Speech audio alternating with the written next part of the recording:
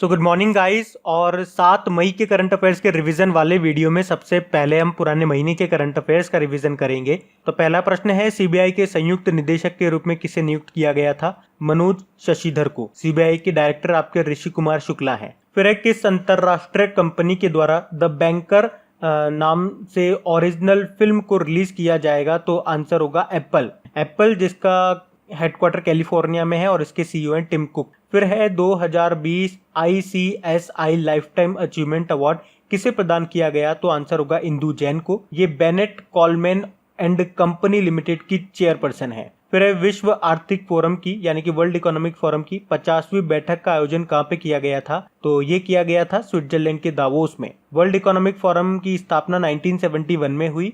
Headquarter कोलोग्नी Switzerland में है और इसके अध्यक्ष हैं क्लॉस स्वेब। फिर है, तीरंदाजी एसोसिएशन ऑफ इंडिया यानी कि आर्चरी एसोसिएशन ऑफ इंडिया के अध्यक्ष बने कौन? अर्जुन मुंडा, जो कि आपके ट्राइबल अफेयर्स मिनिस्टर भी हैं और इनका निर्वाचन क्षेत्र है खुंटी, झारखंड। फिर है, किस राज्य में चापचारकुट महोत्सव मनाया जाता है? तो आंसर होगा मिजोरम में। फिर है, 9वें अंतरराष्ट्रीय बाल फिल्म महोत्सव का आयोजन कहाँ पे किया गया? तो ये कोलकाता में किया गया। फिर है, केंद्र सरकार के द्वारा जारी जल भंडारण में कौन सा राज्य टॉप पे रहा? तो गुजरात टॉप पे रहा था।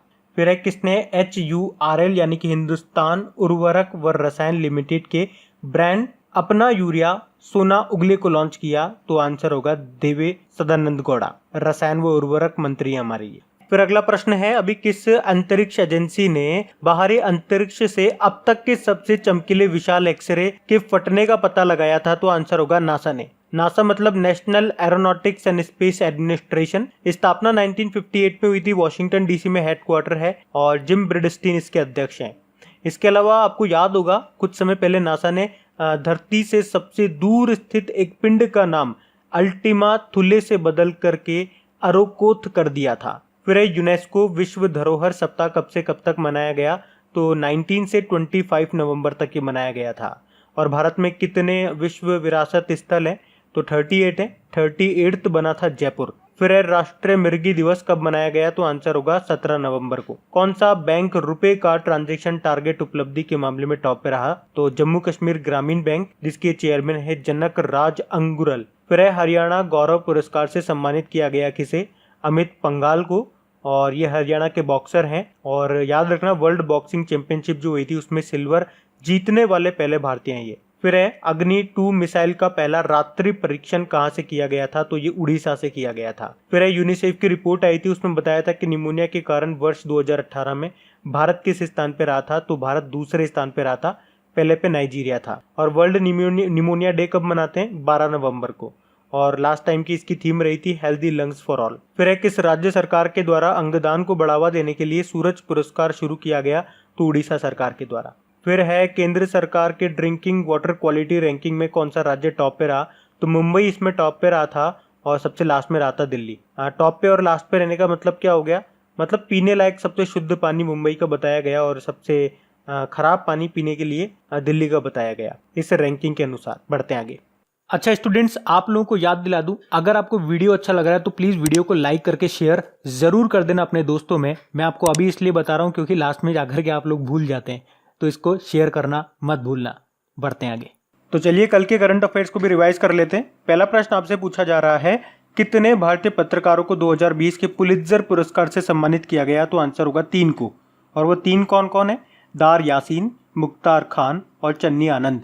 ये जम्मू कश्मीर से हैं और फोटोग्राफी कैटेगरी में इनको ये अवार्ड मिला है। फिर एक, किस भारतीय पत्रकार को फ्रीडम ऑफ स्पीच अवार्ड से सम्मानित किया गया? तो आंसर होगा सिद्धार्थ वरदराजन को। और वर्ल्ड प्रेस फ्रीडम डे कब मनाते हैं अपन? 3 मई को मनाते हैं। और अभी वर्ल्ड प्रेस फ्रीडम इंडेक्स जो आया था उसमें भारत 142 नंबर पे रहा था, नॉर्वे टॉप पे रहा था। फिर पाकिस्तान एयरफोर्स के पहले हिंदू पायलट कौन बने हैं? तो इनका नाम आपको याद रखना है, इनका नाम है राहुल देव। और एक और नाम याद रखो, सुमन कुमारी का। पाकिस्तान में हिंदू समुदाय की पहली महिला जज बनी थी ये पिछले साल।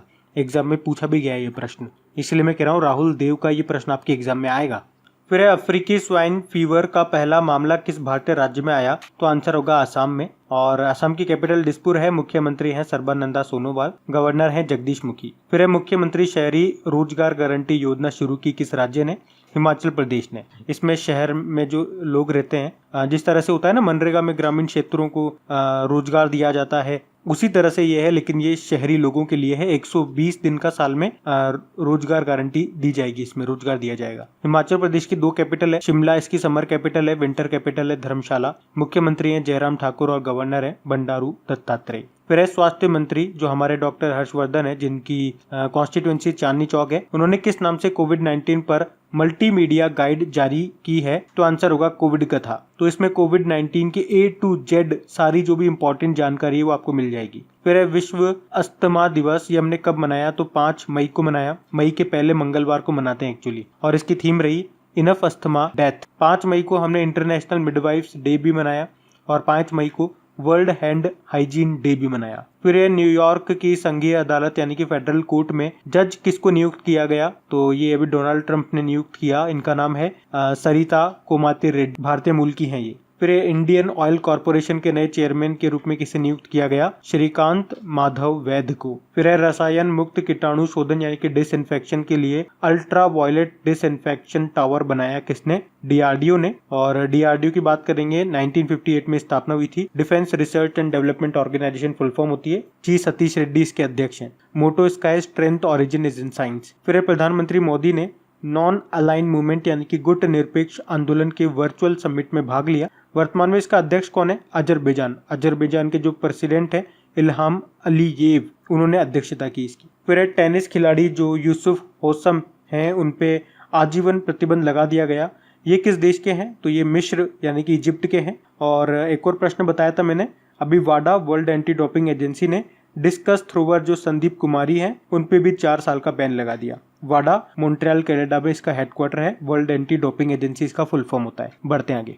तो स्टैटिक क्वेश्चंस की बात करेंगे तो पहला प्रश्न पूछा जा रहा है किस राज्य के काले चावल को जीआई टैग अभी मिला है? तो अभी आपको पता है मणिपुर के काले चावल को जीआई टैग मिला है। इसके अलावा अभी गोरखपुर का टेराकोटा को मिला, तमिलनाडु की कदलाई मिठाई को मिला जो कि एक तरह की मिठाई बोल दो, कैंडी बोल दो, जो कि गुड़ और मूंगफली के दानों से मिलके बनी है। उसके अलावा भी कश्मीरी केसर को भी जीआई टैग मिला था। फिर एक फेड कप, ये किस खेल से संबंधित है? तो ये टेनिस से संबंधित है और ये बेसिकली महिलाओं का टेनिस टूर्नामेंट होता है। और अभी हमने पढ़ा भी था जो हमारी टेनिस प्लेयर हैं Sania Mirza Fed Cup heart award के लिए नॉमिनेट होने वाली पहली भारतीय बनी है, तो उनका नाम भी ध्यान रखना। फिर अंतरराष्ट्रीय ऊर्जा एजेंसी का हेडक्वार्टर कहाँ पर है? ये आपके पेरिस फ्रांस में है। और मैं आपको बता दूं अभी अंतरराष्ट्रीय ऊर्जा एजेंसी ने घोषणा की है कि भारत में लॉकडाउन से देश में ऊर्जा की मांग 30% तक गिर गई है। फिर लॉकडाउन में मनरेगा के तहत सबसे ज्यादा रोजगार देने वाला राज्य कौन सा बना? तो ये बना है आपका छत्तीसगढ़। उसके बाद है एमएसएमई डे कब मनाते हैं? माइक्रो स्मॉल मीडियम एंटरप्राइजेस, तो ये 27 जून को मनाते हैं। और एमएसएमई मंत्री कौन है हमारे? नितिन गडकरी जी हैं और इनका निर्वाचन क्षेत्र है, कॉन्स्टिट्यूएंसी है नागपुर। और अभी मैं आपको बता दूं कर्नाटक विकास ग्रामीण बैंक ने विकास अभय एक ऋण योजना शुरू की थी, विकास अभय के नाम से, जिसमें एमएसएमई उधारकर्ताओं को लोन दिया जाएगा। अच्छा चलो आपके लिए एक प्रश्न है, अभी एमएसएमई मंत्रालय के सचिव कौन बने? फिर इंटरनेशनल लेबर ऑर्गेनाइजेशन का हेडक्वार्टर कहाँ पर है? तो ये जेनेवा स्विट्जरलैंड में है। और आपको याद रखना है 1 मई को हम इंटरनेशनल लेबर डे भी मनाते हैं और इंटरनेशनल लेबर ऑर्गेनाइजेशन के अध्यक्ष हैं गाय राइडर। फिर ऑस्ट्रिया की कैपिटल क्या है? तो ये कैपिटल है वियना। और अभी ऑस्ट्रिया न्यूज में भी था क्योंकि यहाँ पे भारतीय राजदूत अपॉइंट किया गया है एम्बेसडर जयदीप मजूमदार को। इसके अलावा अभी नम्रता एस कुमार ये स्लोवेनिया में भारतीय राजदूत नियुक्त की गई।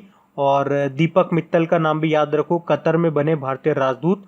और एक और है, क्या नाम है उनका? पीयूष श्रीवास्तव, वो बहरीन में भारतीय राजदूत बने हैं। तो ये 4 नए अपॉइंटमेंट है राजदूतों से, एम्बेसडर से रिलेटेड, तो ये याद रखना है। फिर जर्मनी की कैपिटल क्या है? जर्मनी की कैपिटल बर्लिन है। और अभी मैं आपको बता दूं यहीं पर ही पीटरबर्ग जलवायु संवाद का 11वां संस्करण हुआ था, जिसमें भारत की ओर से हमारे जो पर्यावरण मंत्री हैं प्रकाश जावड़ेकर जी, उन्होंने हिस्सा लिया था वीडियो कॉन्फ्रेंसिंग के जरिए। और अगर जर्मनी की बात कर लेंगे, चांसलर है इसकी एंजेला मर्केल, प्रेसिडेंट है फ्रैंक वॉल्टर स्टाइनमायर। फिर नोकिया, ये किस देश की कंपनी है? ये फिनलैंड की कंपनी है, जिसके सीईओ वर्तमान में है राजीव सूरी। देखो हो सकता है आप लोग कहोगे वर्तमान में राजीव सूरी सीईओ नहीं है, पेका लुंडमार्क हैं, ये अभी नए बन गए हैं। अच्छा ये अपॉइंट तो हो गए हैं लेकिन अभी इन्होंने पद संभाला नहीं है, ठीक है। तो ये सितंबर से अपना पद संभालेंगे। तो जब तक पद इनके पास नहीं है तब तक है राजीव सूरी के पास। तो वर्तमान में तो मैं सीईओ राजीव सूरी को ही बोलूंगा ना, तो ये थोड़ा सा ध्यान रखना। और अभी नोकिया न्यूज में क्यों था, क्योंकि एयरटेल ने अपनी नेटवर्क क्षमता बढ़ाने के लिए नोकिया के साथ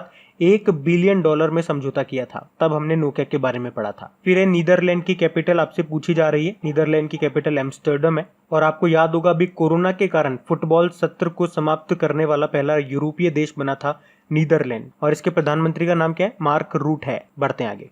तो इंपॉर्टेंट डेज की बात करेंगे तो पहला प्रश्न पूछा जा रहा है अंतरराष्ट्रीय गरीबी उन्मूलन दिवस, ये हमने मनाया कब, 17 अक्टूबर को। फिर अंतरराष्ट्रीय ग्रामीण महिला दिवस, ये हमने 15 अक्टूबर को मनाया था। और इसकी थीम रही थी rural women and girls building climate resilience. और 15 अक्टूबर को विश्व छात्र दिवस भी मनाते हैं एपीजे अब्दुल कलाम जी के जन्मदिन को। फिर अंतरराष्ट्रीय बालिका दिवस, ये हमने मनाया 11 अक्टूबर को। और इसकी थीम रही थी गर्ल फोर्स अनस्क्रिप्टेड एंड अनस्टॉप्ड। और एक नेशनल गर्ल चाइल्ड डे होता है, वो हम कब मनाते हैं, 24 जनवरी को मनाते हैं। और 24 जनवरी को एक और इम्पॉर्टेंट डे मनाना शुरू किया है पिछले साल से, इंटरनेशनल एजुकेशन डे। लेकिन एक नेशनल एजुकेशन डे भी हम मनाते हैं भारत में, वो मनाते हैं 11 नवंबर को। भारत के पहले जो हमारे शिक्षा मंत्री थे मौलाना अबुल कलाम आजाद, उनके जन्मदिन को। फिर है विश्व प्रवासी पक्षी दिवस, ये हमने मनाया 12 अक्टूबर को। देखो ये दो बार मनाते हैं साल में, एक तो 12 अक्टूबर को और एक 11 मई को भी मनाते हैं। इसे इंग्लिश में बोलेंगे वर्ल्ड माइग्रेटरी बर्ड डे। और इसकी थीम रही थी protect birds be the solution to plastic pollution. फिर है विश्व खाद्य दिवस, वर्ल्ड फूड डे, ये हमने 16 अक्टूबर को मनाया। और इसकी थीम रही थी our actions are our future. Food agriculture organisation की स्थापना हुई थी इस दिन 16 अक्टूबर 1945 को, इसीलिए मनाते हैं। अच्छा, फूड एग्रीकल्चर ऑर्गेनाइजेशन का हेडक्वार्टर कहाँ पर है, रोम इटली में है। और इसके चीफ पिछले साल नए बने थे, क्यू डोंग, चाइना के हैं ये। और एक नेशनल फूड डे तो आप जानते ही होंगे, 24 अक्टूबर को मनाते हैं हम। 24 अक्टूबर को आपका यूनाइटेड नेशन डे भी होता है, वर्ल्ड पोलियो डे भी होता है। फिर है विश्व सांख्यिकी दिवस, वर्ल्ड स्टैटिस्टिक डे। मैंने आपको बताया कई बार, ये देखो पहले तो याद रख लो, हर साल नहीं मनाते हैं, हर 5 साल में एक बार मनाते हैं। जैसे 2010 में मनाया, फिर 15 में, अब 2020 में मनाएंगे। कब, 20 अक्टूबर को।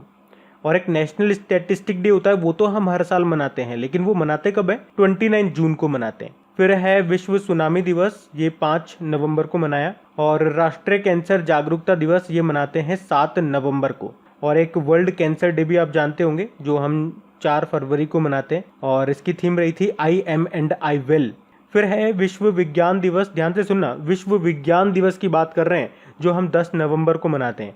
एक नेशनल साइंस डे, राष्ट्रीय विज्ञान दिवस, अभी हमने पढ़ा था फरवरी में, 28 फरवरी को मनाया जाता है, क्योंकि हमारे जो साइंटिस्ट थे सीवी रमन जी, उन्होंने उस दिन रमन इफेक्ट की खोज की थी, इसीलिए। फिर है वर्ल्ड निमोनिया डे, ये 12 नवंबर को मनाते हैं। और इसकी थीम रही थी हेल्दी लंग्स फॉर ऑल। तो गाइज ये था आज का हमारा करंट अफेयर्स का रिवीजन वाला वीडियो। अगर वीडियोस आप लोगों को अच्छे लगते हैं तो प्लीज वीडियो को लाइक जरूर करा करें और अपने दोस्तों के साथ में इसको शेयर जरूर करा करें। और हाँ, इंग्लिश मीडियम वाले स्टूडेंट्स, आपका मैसेज मैंने पढ़ लिया है। कुछ स्टूडेंट्स के मैसेजेस आए थे कि मैंने वो पोल कंडक्ट कराने की बात कही थी, जिससे हमें पता लगे कि कितने इंग्लिश मीडियम वाले स्टूडेंट्स हैं। तो हम इसको बाइलिंगुअल करेंगे, थोड़ा सा पैटर्न में भी चेंज आएगा। तो वो मैं अभी करा नहीं पाया क्योंकि काम थोड़ा ज़्यादा था, क्योंकि एप्लीकेशन पे भी काफ़ी सारा वर्क करवाया है। जैसे कि सर्वर चेंज कराने की मैंने बात कही थी, तो वो हो चुका है। अब आपकी एप्लीकेशन स्लो नहीं चलेगी, वो फास्ट वर्क करेगी। और आप में से कुछ लोगों ने फीचर्स ऐड करवाने के लिए कहा था, उसी पे काम चल रहा है। बीच में मैंने वीकली बनाया, तो इतना टाइम मिलता नहीं है। जैसे जैसे टाइम मिलता जा रहा है, जो मैंने आपसे प्रॉमिसेस किए हैं वो मैं सारे निभाऊंगा। और हाँ, प्लीज़, मैंने एक रिक्वेस्ट आप लोगों से और की थी कि एप्लीकेशन पे जो एडवर्टीजमेंट देखते हैं उनमें क्लिक ज़रूर करा करें आप लोग। एक्चुअली होता क्या है, जिस दिन मैं बोलता हूँ उस दिन तो आप लोग मुझे सपोर्ट करते हैं, लेकिन फिर अगले दिन से कुछ स्टूडेंट्स ही हैं जो सपोर्ट करते हैं। तो ऐसा नहीं है जिस दिन मैं बोल रहा हूँ उसी दिन करें। प्लीज़, जब तक आप इसको यूज़ कर रहे हैं, जब तक कि आपकी हेल्प हो पा रही है, मेरी आप हेल्प ज़रूर करें। थोड़ा सा काम है, 2 सेकंड 3 सेकंड लगेंगे आपको, तो इस बात का थोड़ा सा ध्यान रखें आप लोग। सिर्फ आपके 2-3 सेकंड के लिए मैं अपना पूरा दिन का 24 घंटा लगा रहा हूँ आप लोगों के लिए, तो इतना तो आप थोड़ा सा सोचें। तो ठीक है, अब कुछ क्वेश्चंस मिलेंगे आप लोगों को, आप टेस्ट लगाइएगा और देखिएगा कितने क्वेश्चंस आप लोगों से बन पा रहे हैं। बाकी हम इनको कल सॉल्व करेंगे। ये रहे क्वेश्चन आपके सामने।